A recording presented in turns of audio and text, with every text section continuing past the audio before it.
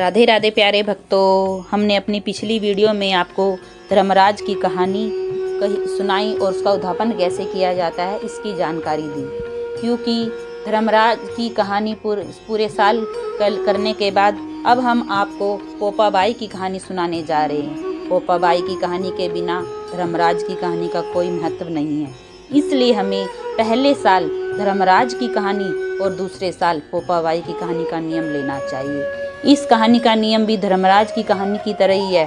सुबह प्रातः काल उठकर नहा धोकर पूजा पाठ करते समय हमें इस कहानी को हर रोज सुनना और पढ़ना चाहिए। अगर हम यह कहानी खुद नहीं पढ़ सकते तो हमें किसी के मुख से सुननी चाहिए। इस कहानी का उद्धापन में भी कोई ज़्यादा बड़ी बात नहीं है, हमें थोड़ी बहुत ही सामग्री लेनी पड़ती है जिससे हम पोपाबाई की कहानी का उद्धापन कर सकते हैं। हमें 4 सूखे गोले, जिसे हम खोपरा भी बोलते हैं, वह लेकर उनके 2 भाग करके वह 8 भाग हो जाएंगे। हमें 8 भागों में राई भरकर और उनको आपस में रखकर और हमें कपड़ा लेना चाहिए। कपड़े में हम साड़ी, सूट कुछ भी ले सकते हैं जो हम स्त्री को दान कर सकें। और हमें श्रृंगार का सामान लेना चाहिए। यह सब और खाने की जैसे मूंगफली, रेवड़ी, ये चीज़ें लेकर भी हमें सकरात पर दान करनी चाहिए। और हमें दान के साथ हमें दक्षिणा भी देनी चाहिए। यह दान हम किसी को भी दे सकते हैं। अगर हम किसी ब्राह्मण की बेटी को दें तो यह और भी बहुत ही फल देता है। तो अब हम आपको पोपाबाई की कहानी का सुनाने जा रहे हैं। एक पोपाबाई थी, वह नियम व्रत बहुत रखती थी। एक दिन अपने भाई भाभी से बोली कि मैं शादी नहीं करूँगी, मेरी झोपड़ी गांव के बाहर बनवा दो। और गांव की स्त्रियों से कहा कि आप अपनी गाय और बछड़े को मेरे यहाँ घास फूस चरने भेज दिया करो, मैं उनका ध्यान रखा करूँगी। और बचा कुचा खाना भी भेज दिया करो। एक दिन उस नगर का राजा शिकार खेलने के लिए जंगल में गया। जंगल में झोपड़ी देखकर वह वहीं रुक गया और बोला, इस झोपड़ी में कौन रहता है? जब अंदर से आवाज़ सुनाई नहीं दी तो वह बारंबार दरवाज़ा खड़खड़ाने लगा। तब पोपाबाई उठी और बोली कि कौन है जो मेरे द्वार पर आवाज़ दे रहा है?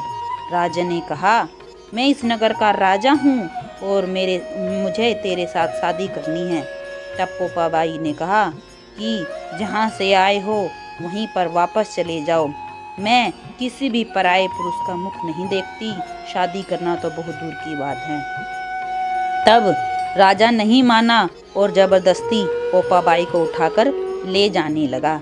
रास्ते में पोपाबाई ने राजा को श्राप दिया कि उसका सारा राजपाट नष्ट हो जाए। जब वह नगर में पहुंचा तो रानियां कहने लगी, आप इसको वापस छोड़ाओ, नहीं तो यह हमारा जो कुछ बचा खुचा है वह भी नष्ट हो जाएगा।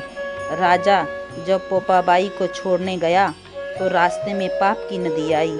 राजा उसमें डूब गया और मर गया। पोपाबाई धर्मराज के यहाँ गई तो धर्मराज के यहाँ आई। जब राजा उस पाप की नदी में डूब गया और पोपाबाई धर्मराज के यहाँ पहुंची तो धर्मराज ने पोपाबाई को स्वर्ग का राज दे दिया। एक बार एक सेठ सेठानी मृत्यु लोक से स्वर्ग लोक को पहुंचे। प्रवेश करने के लिए जैसे ही स्वर्ग के द्वार पर पहुंचे, वे द्वार बंद देखकर उन्होंने धर्मराज से कहा, हे धर्मराज, आप यह द्वार खोलें। तो धर्मराज ने द्वार खोलने से मना कर दिया। तो सेठ सेठानी ने कहा, हमने तो बहुत दान पुण्य किया है, बहुत ही अच्छे कार्य किए हैं, फिर भी हमारे लिए ये द्वार बंद क्यों है? तब धर्मराज ने कहा, इस द्वार पर पोपाबाई का राज है, जब तक आप पोपाबाई को नहीं मनाएंगे तो आप ये द्वार के अंदर प्रवेश नहीं कर सकते। तब सेठ सेठानी ने कहा कि हम तो पोपाबाई को नहीं जानते।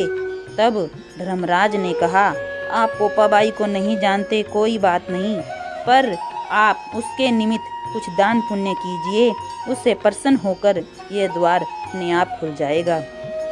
सेठ सेठानी 7 दिनों के लिए मृत्यु लोक में गए उन्होंने 8 खोपरा से राई भरकर यानी कि 4 खोपरे लेकर उनके बीच में से भाग कर उनको 8 किया और उनमें राई भरी, 5 कपड़ा ऊपर रखा, दक्षिणा रखी और दान किया।